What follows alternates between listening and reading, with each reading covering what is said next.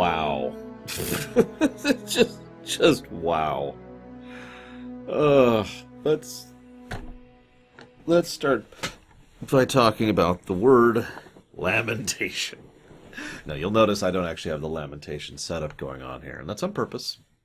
This one doesn't qualify for me. You may or may not have noticed me use terminology of lamentation, one off, and two off, right? Or one step or two step. This kind of became necessary because as I analyzed more and more and more and more of Trek, it became necessary to kind of discuss the gradient that exists within bad. Because there's a lot of varieties of bad. Like, the alternative factor, I gave that lamentation status, and I stand by that. But if I was to compare that directly to, say, Threshold, no, Threshold wins that easily. Threshold is way worse of an episode. But both are lamentations. So you see kind of the problem here. And so it's always this kind of judgment call, and there's only so much I can do about it. But at the end of the day, the way it tends to work for me is a really bad episode is one off, a bad episode is two off, and a really bad episode that has something else, some extra oomph above and beyond, that's what qualifies for lamentation status. Like, say, Justice over in TNG would absolutely qualify for lamentation status under this current system. And yes, I know what you're going to say. So this one actually doesn't qualify for lamentation. Why? Because it's a really bad episode. But there's no extra oomph. The characters are at least in character, unlike the alternative factor where they were actually morons the entire time. And there's a few nice little moments and some decent quips, especially from Spock, that basically make the whole thing really bad, not really bad plus. Does that make sense? Or I guess negative? Whatever, you get the idea.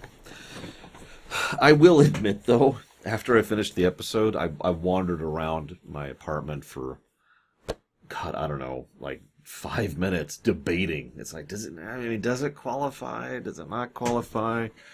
I mean, there's nothing good in this episode, unless you just like to laugh at it.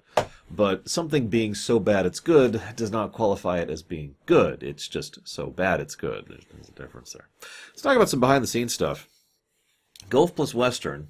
I've mentioned them before, so I thought I'd explain that a little bit. That is an umbrella company. They make cosmetics that allow people to turn into zombies. No, I'm kidding.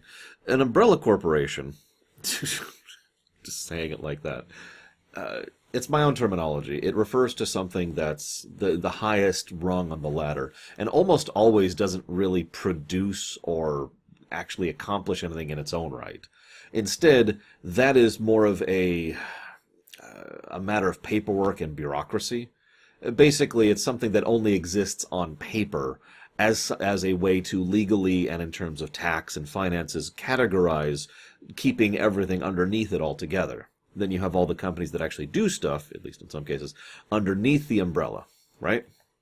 So Gulf plus Western was an umbrella corporation, and they had several things, including Paramount.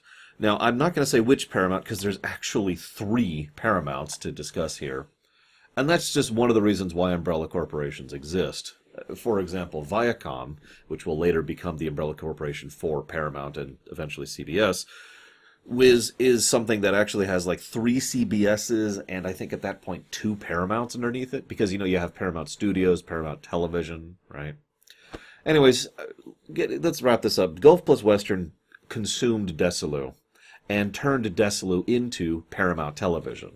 That actually happened previously, and as I mentioned, it was done before, after Season 2 was greenlit, but before Season 2 actually started production. So if you'll notice at the end of some of these episodes, it'll switch between saying a Desilu production, or a Gulf plus Western production, or a Paramount Television production, and I think there's like 3 other variants of the logos and the letters that show up at the end because they just couldn't figure out what the heck they wanted to put on these stupid episodes, but you get the idea. So yes, Desilu effectively became Paramount Studios. You're probably thinking, how does CBS come into this? Well, I actually decided to look this up. So Viacom actually ate Gulf plus Western in 1995. Or is that an 8? No, I'm pretty sure it's 90. That would make more sense. This also led to several splits, which included the CBSs, all 3 of them, splitting off and becoming completely separate entities. This is one of the reasons why the rights for Star Trek were all over the place for so long. I've actually referenced this before myself. Because they used to be all under one company, and then there was a split. And then there was a remerger. As of right now, in fact, as of 2019, the remerger has been completed. It's all back under the same umbrella. I'm not actually sure the exact name of the umbrella at this point in time, because the name of those holding companies change all the damn time. But the point remaining that as of now, all of Star Trek is once again under a single roof. Now, when Paramount, I'm just going to say Paramount for the sake of simplicity rather than saying Gulf plus Western each time, is that cool? When Paramount Television Studios, or whatever that proper term was, took over, they decided to keep Star Trek going with a weird set of changes. I say weird because budget cuts would make sense. Improving the show would make sense. Doing both feels weird. They built multiple additional sets, completely redid several aspects of the existing sets, touching them up, making them look a little bit better, replacing some of the old equipment that was getting kind of worn and used looking, and with newer stuff. Just doing a general overhaul to improve the look of the show. Something very similar to what happened in TNG Season 3, if you remember that, where they did just kind of polishing past, basically, of all the sets, and the lighting setup, and the cameras they were using, and all that fun stuff. Similar concept. Then they said each episode had less of a budget and could not go over the 6-day mark. That's an interesting decision there. Now, I've talked about the days of shooting thing many times, but to be 100% clear, a 6-day mandated shoot means what you really have is 5 plus a little extra days of shooting. You have 5 days of principal shooting, and then you've got several hours of the 6th day in order to try and wrap up whatever you haven't done, because you don't it's not like you stop the camera and then that's the end of the day. There's a lot of work to be done after the camera has stopped rolling. So you could see why it's basically like 5.5-ish days of filming, which was a problem. And this is also a problem because the price of everything was going up. All the actors, the way Hollywood works is the longer you act, or the more roles you have, or the more recurring roles you are, the more money you get. This is why Robert Downey Jr. made absolutely frickin' bank each successive Avengers movie he was in, because each movie, his paycheck went up. We could debate the relevance of that and how valid that is, and I think it's overpriced in the way it's modeled, but there is at least a logic to that. Think about it for a second. Picard, right, is endemic and iconic to Star Trek TNG. I think we can most agree on this, right? Ergo, Patrick Stewart should get a little bit of extra money each season to give him more incentive to stay on, but also to keep him motivated and to, encourage him to do his best. Money is one of the oldest and most basic motivators, but it works for a reason. So, there's a logic there, and I'm not disagreeing with that. I just think the specific implementations tend to be silly. One of my favorite little tidbits here. Leonard Nimoy's agent asked for $9,000 an episode. That would be an increase of almost 8 times what he had been making in Season 1. Now, that's just a tactic. That's what agents do. The actual settled amount was $2,500 an episode, which is still a big jump. It's almost double what he was making in Season 1. But it's nowhere near as the skyrocket up to $9,000. In fact, there were some concerns that he wouldn't come back and they would have to get someone else to play Spock. Boy, wouldn't that have been weird? One of the people they looked at was actually Mark Leonard for that. Go figure. Anyways, I'm getting off topic. So they were cracking down on the budget, but also putting more money into the show. Furthermore, just as a quick aside here, Andrea Weaver actually showed up for this episode, in fact, and for the episodes up until somewhere in Season 3, I'm not sure where. She became the primary women's costume designer for the show, taking over from Theis's job, which is actually really funny when you think about it. Now, obviously, he would still be involved in several things, and he would still produce several things, but from now on, she would be involved in that particular aspect. There's also some other changes under the hood which would happen over Season 2, but not at the season changeover. I'll mention those as we go.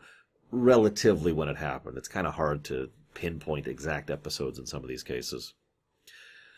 Also, I suppose I should mention that Walter Koenig joined the show as Chekhov. Pavel Chekhov. Why did Pavel Chekhov join the show? Well, first of all, they wanted someone younger. If you pay attention to the cast and crew, remember what I mentioned about these all being television vets? yeah, most of them were in their 20s and 30s at this point in time. They wanted someone who was going to appeal to the youth audience, to really bring in more younger people to get interested in Star Trek. As if young people would ever be interested in Star Trek. Ridiculous nonsense. I was 4 or 5 when I first started watching Star Trek. Anyways, so that was the main goal there. They also kind of wanted to bring in a Russian. There's actually several completely conflicting in pieces of information from Roddenberry, from Koenig, and from the producers on exactly why they brought in him and wanted him to be Russian.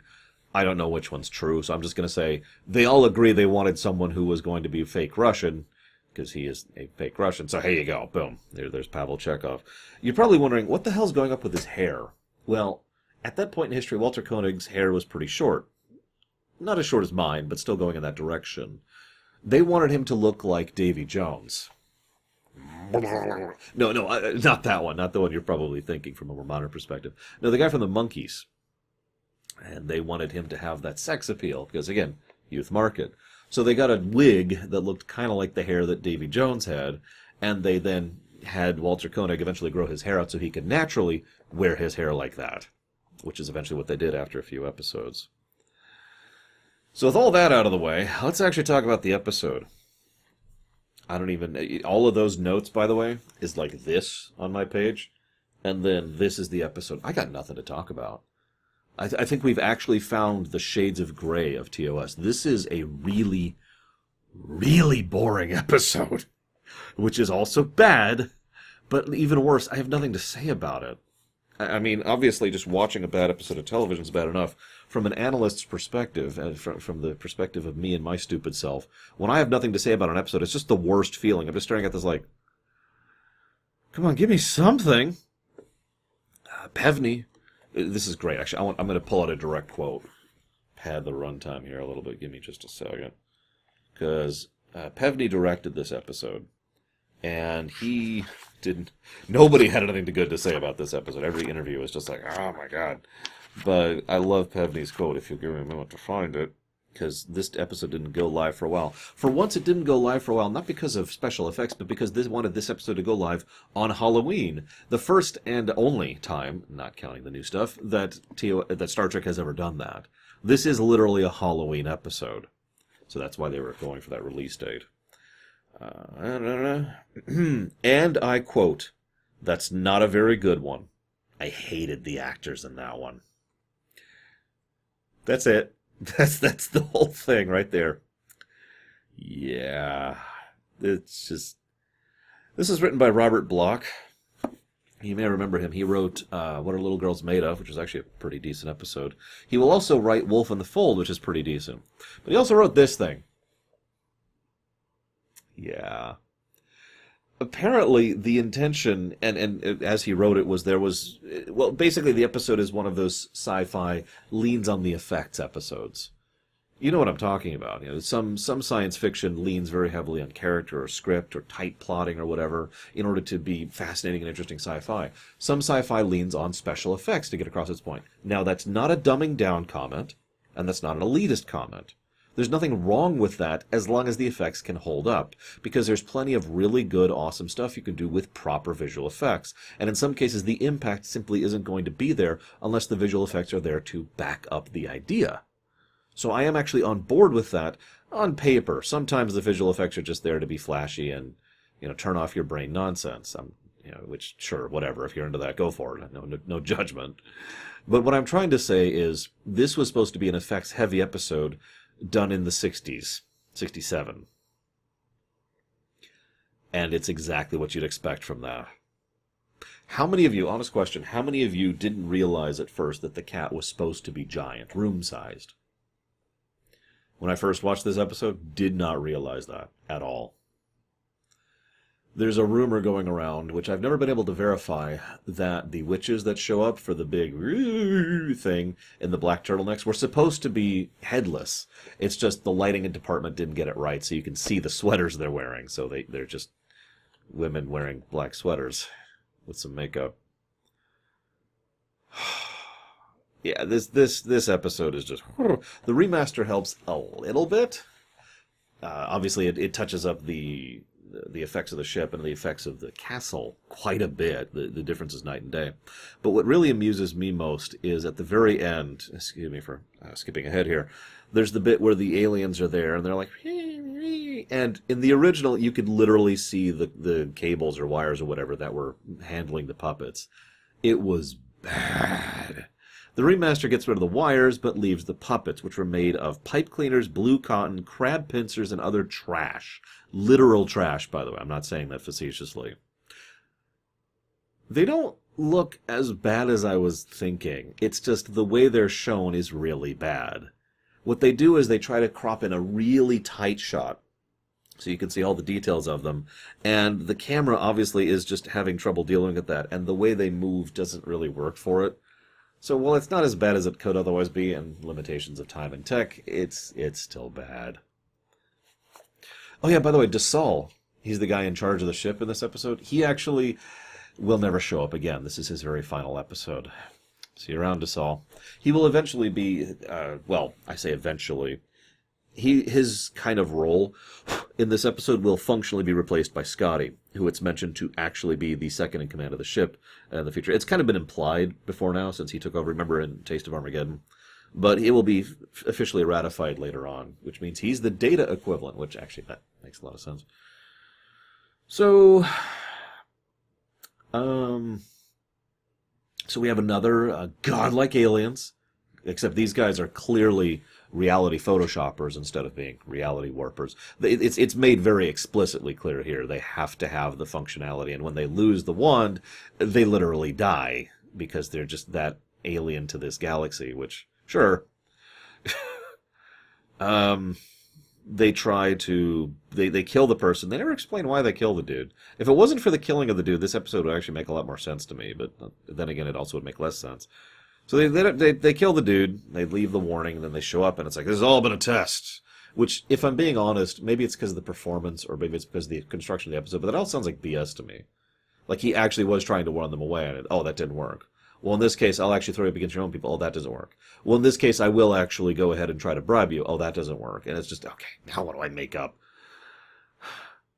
Why, there's this really funny part, though. Other than the dead crew member and the crew members being here, there's no reason for Kirk to give a damn. Now, I bring that up because he himself mentions that they are actively here exploring, and while it's not stated outright, the implication is that Kirk isn't going to leave them alone, even though he has been asked to, because screw you, I'm here to do my job. It kind of reminds me of that whole we're going to evacuate the colony against their will thing. I don't know, just the vibe I got from that. So then Chekhov shows up, and he's on drugs. I've seen Walter Koenig act. I've seen him do good stuff. He's one of my favorite characters on Babylon 5, for God's sakes. But he's on drugs in this episode. And what's funny is that's actually going to... I know there's at least one more episode after that where he will also be giving the drugs performance.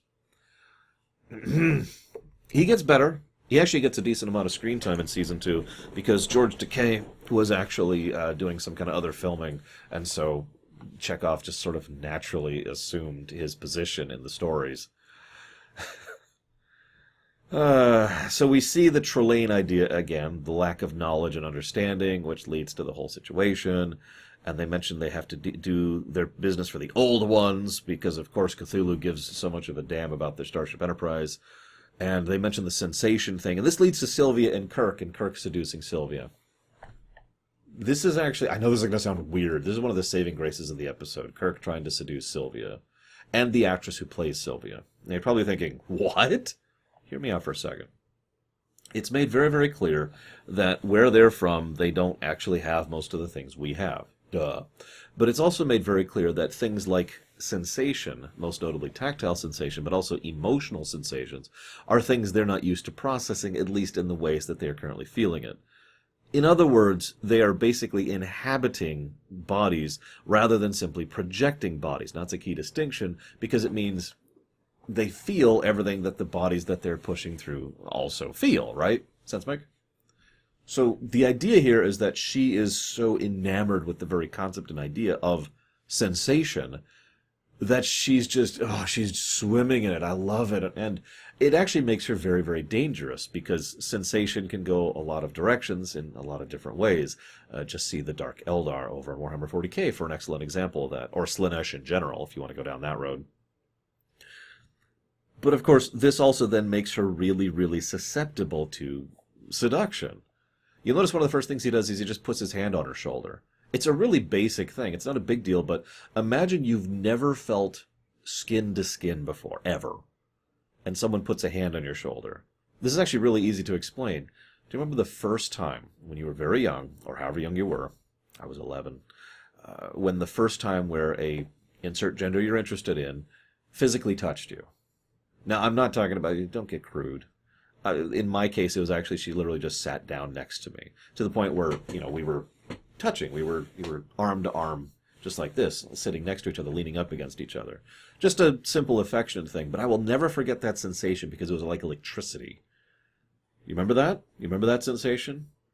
Because that's all you have to think of when it comes to trying to understand why Sylvia is just absolutely melting like butter around Kirk for this scene. It's only when she touches her crystal and gets her scan, basically, that she's like, wait a second, you're faking it. You're trying to use me. What the hell? And of course, then she gets another sensation. This then leads to the escape sequence, which is actually moderately amusing, mostly thanks to Spock's snarking. But my favorite part is when the giant cat shows up. Giant cat shows up. It just looks terrible. God, even for the time, it looks terrible.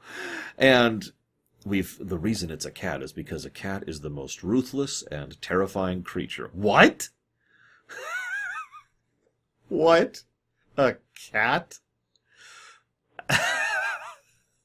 Even going back to the saber-toothed tiger. Excuse me? Now, for added fun, I should totally throw together a video of this. I wonder if I could actually do that. Oh my god, I'm bleeding. That's from my foot earlier. I jabbed it. I think it was actually bleeding. I'll have to clean it up later. This episode was so bad, it made me bleed. I'm debating. I should totally do a thing.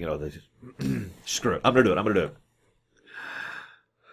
As you know, a cat is the most terrifying and dangerous of all creatures. Truly a ruthless animal, going back to the terrifying saber-toothed tiger. I got nothing else. The episode ends, they die, which I'd feel bad about, except for the fact that they killed a guy, so, that sucks. The end. Oy vey, not a very good place to start Season 2 with, let me tell you. But then again, Season 1 started pretty badly as well. A lot of Season 1s start pretty badly when it comes to Trek. Why is that a thing? It's okay. Because, so, I want to talk about one last thing before we scooch on here. I've talked before, by now I think the first Season 2 episode of Enterprise has already come live. I've already recorded it from my perspective. The reason I bring it up is there's something I like to call the Season 2 curse when it comes to Star Trek.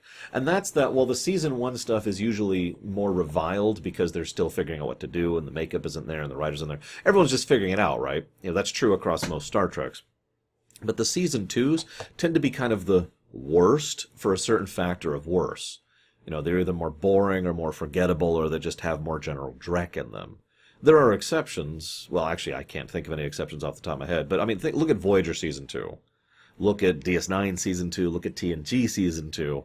Look at Enterprise Season 2. Now, what happens in all of the cases I just mentioned is there's usually like an episode or two or three which are really good. And then the rest of it is just this sea of, ugh. You know what I mean? Having said all that, I'm actually really curious if TOS is going to have the Season 2 curse. I don't know. We'll find out as we go through it next time.